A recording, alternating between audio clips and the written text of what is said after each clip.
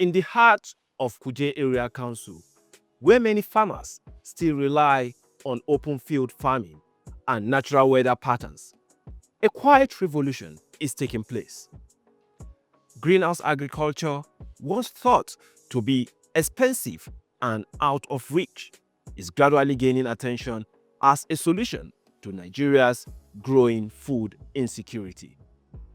In this report, we are looking closely at how these structures are built, what they cost, and why they may be future of vegetable production in Nigeria.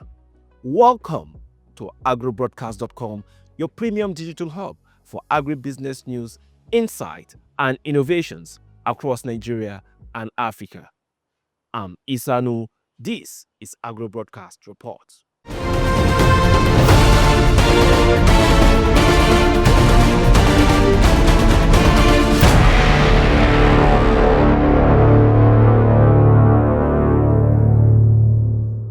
Our team left Bega Camp bus stop to Dafara in Kuje Area Council, which was about 36 kilometers, where we meet with the farm manager, Mr. Tomiwa Ajide, one of the leading installers working across the FCC to enlighten our viewers on setting up greenhouse and how it works. Walk us through your typical day as a farm manager, and what does running a modern farm in Nigeria look like in practical terms? Running a modern integrated farm comprises of networking your farm planning in such that it cut across your area of priority. Takes for instance, we are into greenhousing. So for us to run greenhouse effectively, we have to put some things in place, like a unit of poultry where we have layers. Our interest is not actually it's not totally in the egg, but we have interest in the manure that we get from the birds. So we pack them weekly. Then we kill the manure and process for the preparation of land in which we use in the greenhouse. So that's for the area of a greenhouse. Also, the manure from the poultry also help us during the rain-fed season. We integrate the soil into the farm before we apply tractor to pulverize the soil, do ridges, or do plowing. So it depends. So that's for cropping. Another aspect is we are into large production of grains. In Kuje, almost every year we produce 50 tons of soya bean.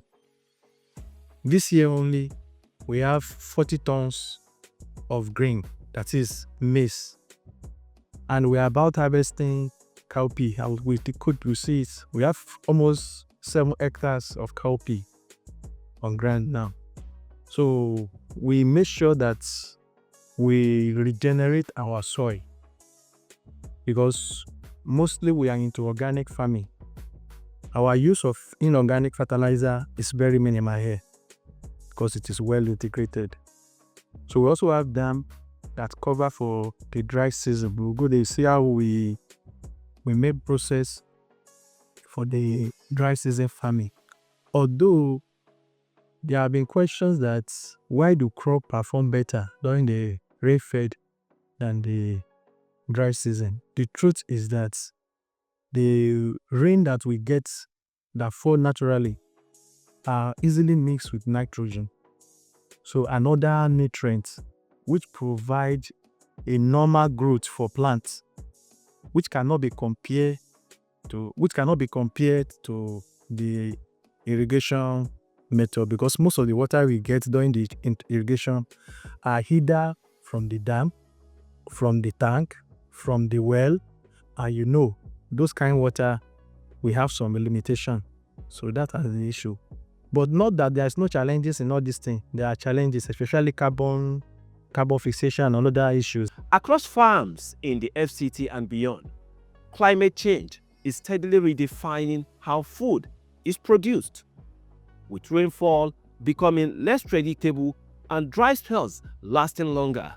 Farmers are under pressure to adjust their production methods to survive and remain profitable. How have the recent changes in rainfall, heat waves, and unpredictable seasons affected your production? And what adjustments have you made to stay productive? Most of our greenhouse are under what do you call it? Are conditioned already.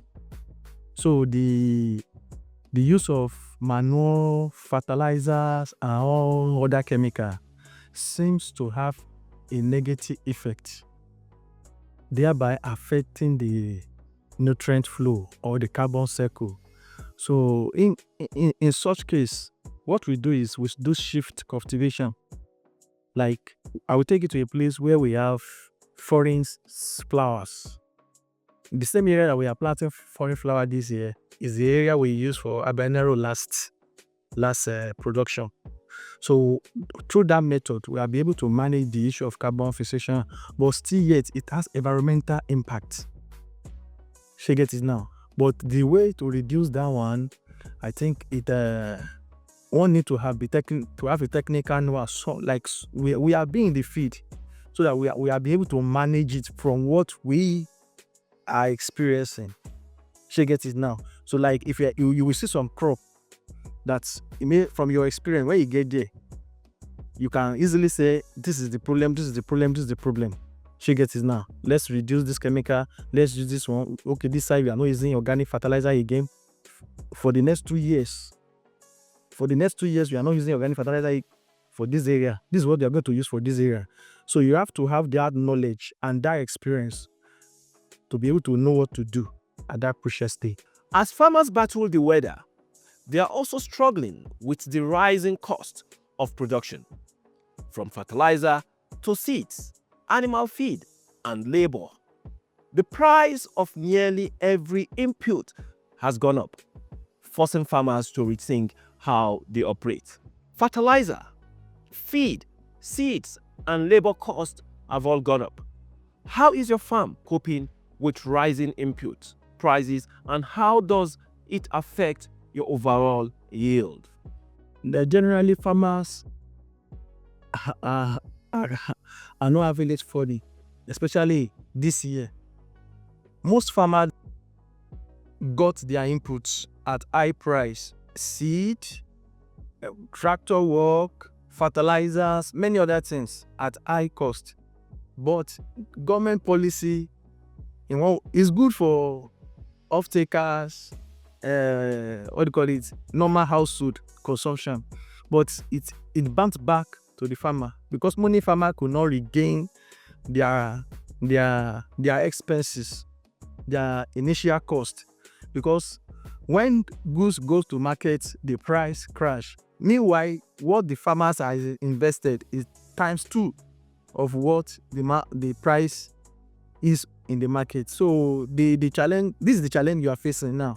And what causes it, we all know. The government is trying to make balance, to make life easy for the people. But I want to use the opportunity that the government also should consider either a way to, which English they use? Subsidize. To make farmers happy. I mean the real farmers, the producers. To augment, or to see a way of relieving them of this shock, a government policy that has a negative bounce back on the farmers.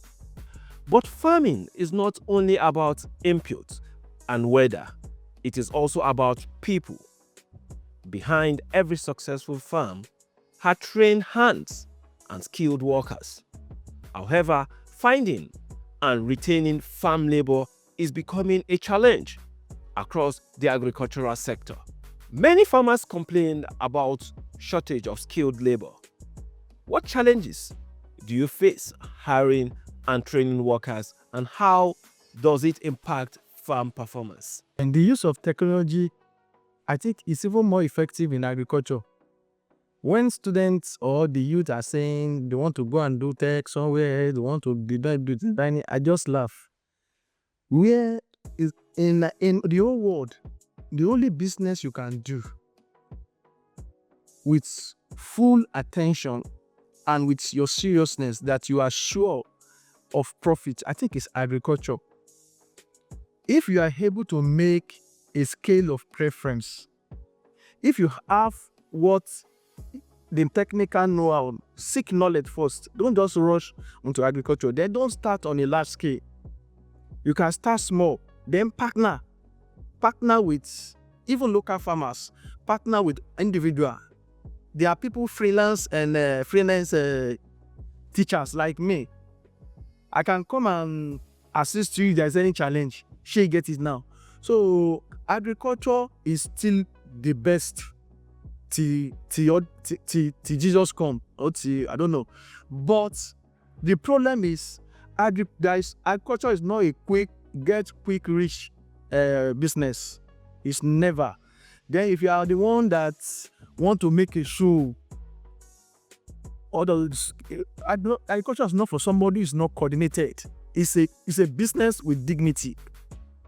Agriculture is business, but you have to have personal dignity. That is what will carry into the business. Then we get value for it. While labor remains a challenge, technology is gradually changing how farms operate. From irrigation systems to simple mechanization tools, many farmers now rely on innovation to boost productivity and reduce losses. How much technology, whether irrigation, mechanization, or digital tools, have you adopted on this farm? And what difference has it made in your operations? I've adopted 3 newly modern technology. Number 1, the use of AI to coordinate our security, to assist our security people here. Then that's number 1. Then number 2, we have the AI drone that we use sometimes to carry out irrigation. Although it's not a large scale, but it also is very effective. Then we use AI in determining our produce, the way we do, we call it inventory of our sales. So without stress, we have a program that we have already installed. So we know our sales days, Tuesdays and Fridays. So we are able to monitor our sales, to monitor our customers, to monitor each kit of the greenhouse. Which one is performing very well? Which one is underperforming in terms of yield? So when we adopt the introduction of technology is not a big idea. It is the application that really matter. The knowledge of how to use it. If you acquire a technology that you cannot apply, it doesn't make sense. But if we are with the little that we have, that is what we will need. That is effective for us here now. So, and to manage, as you said, how do I manage staff? I manage my staff through delegate. I delegate a lot, and I give them personal respect. When you came in, you see the way I'm mixing with them. You give honor to whom honor. I have people that can bore me here. I have people that are my age mates. I have people that she gets in that but I accord everybody his own personal respect. That doesn't mean that when they do something wrong, I don't talk. No, I call them to order in my office, not public. Common sense at times we guide in managing people. That's what I say in your integrity matters a lot. But when people know that you have integrity, that's something they will never do. If whether you are there or you are not there as a leader, that fear will be in them that this man. So if you are able to manage your integrity, whether publicly or in the secret place, because they are watching you. So from there, you'll be able to coordinate. If there's anything going wrong, one of them will come and meet you, say, okay, so. So through that, you'll be able to correct any wrongdoing among the staff. Because here we have like 4 strong units. We have three units that are not as strong and we have minimum of 60 staff on the farm. So it's not going to be easy for me going hand. So we have to coordinate, we have to delegate, we have to just make sure your work is being done, and you have to be there. You have to do the work with them. Like now, I'm just coming from where we are harvesting beans. I'm harvesting beans with them, throwing some questions, hearing their feedback. So through that, when I come tomorrow, I will know what to do, so that's the way, and God has been faithful. Even with improved farming methods and technology, farmers still face threats from pests and diseases.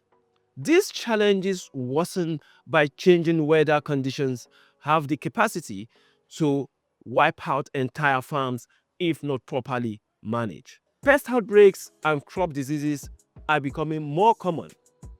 How do you manage them here, and what strategies work best in your environment? Through pest integration system. What do I mean? Like pepper, the general problem of greenhouse, very, very common, is insects. And sometimes we have the problem of nematode that affect the roots, because pepper don't like much water. Cucumber like much water. So how do we do it? There are sometimes we do crop rotation. There are times we can do land fallow system. That one can take like 2 years that we don't practice. Like let me say cereals. We don't plant cereals in that area. We may introduce legume. We may introduce tuber crop or we may introduce forage just for the land to regain its strength. And insects have, per plant, they have insects that are peculiar to a particular crop. She get it now. So thrips that affect greenhouse may not affect open field. So you get a chemical that is very effective that you spray. Like now, if you don't want to use normal erythromycin chemical that is commonly used in the market, you can start your organic method through the use of neem. You can use neem, you can use ginger, you can use clove. When you blend these three things together, they are repellents to thrips. Then when you are planting your crop, always plant a resistant plant inside your greenhouse. You may plant it at the 4 edges. Like when you are planting pepper don't like insect that affect pepper. They don't like ginger. The smell of ginger drive there is a repellent to the insect that affect pepper. So you can put a ginger plant inside your greenhouse. You can plant it inside the greenhouse. That's not your major crop. You can just have it like 6 places, and you make sure you take care of it so that they will repel the insects. So these are the methods we have been adopting. Beyond production, attention is also shifting to food safety. Today's consumers are more conscious about what they eat, how it is grown, and how it is handled, and how safe it is for consumption. Consumers today are concerned about food safety. What steps do you take to ensure your produce is clean, safe, and market ready? Like anytime we are doing chemical application, 2 weeks we won't sell. We don't sell. Then we used to do separation, crop separation or harvest separation. The bad ones, we let them out. The good one, we separate them. Then the one that are neither good or bad, we have a separate unit for them. So we make sure that we serve the general public with the best. You can see our products in ShopRite. You can share our products in farmers market. You can see our products in Touche and all these major, even off taker. Yesterday and day before yesterday, we sold the pepper seriously. Although we are having glut, there is glut in the market because local farmers, they are still bringing their produce from the Fadama area. So, and you know our own is conditioned already. So when we meet in the market, people go for the cheaper one compared to our own. So that in the next 3 weeks, blood will be over. With rising costs, unstable markets, and unpredictable climate conditions, profitability in agriculture is no longer guaranteed. Yet, many farmers continue to hold on, driven by passion, resilience, and hope that better systems and policies will strengthen the sector. With high costs and unstable markets, is farming still profitable for you? And what long-term strategies keep the farm sustainable? The long-term strategy that keep the farm sustainable is don't put your eggs in one basket at a time. Make sure maybe you have two greenhouses. Don't crop the two greenhouses at the same time. Try and what do you call it? Let there be interval. Like now, we planted 30 greenhouses are functioning now. We left 20, which we are just start transplanting now. So that one they will start producing by January.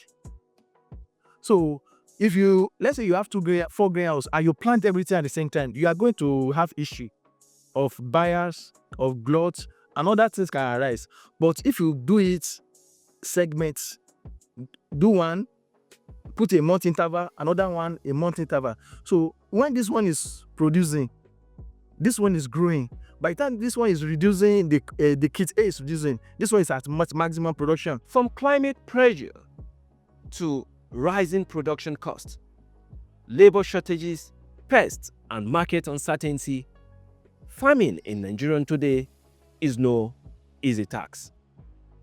Yet farmers like Mr. Tomiwa continue to adapt, innovate, and push forward in the face of these challenges. As the nation continues to search for lasting solutions to food insecurity, stories from farms like this remind us that the future of agriculture lies not only in policy, but in the daily effort of those who work the land. Stay informed, stay inspired, and stay connected with Africa's growing agribusiness scene. Visit www.agrobroadcast.com for in-depth reports and success stories. Subscribe to our YouTube channel at AgroBroadcast and follow us on Facebook, Instagram, X, formerly known as Twitter, and LinkedIn for updates on agriculture, markets, and innovations.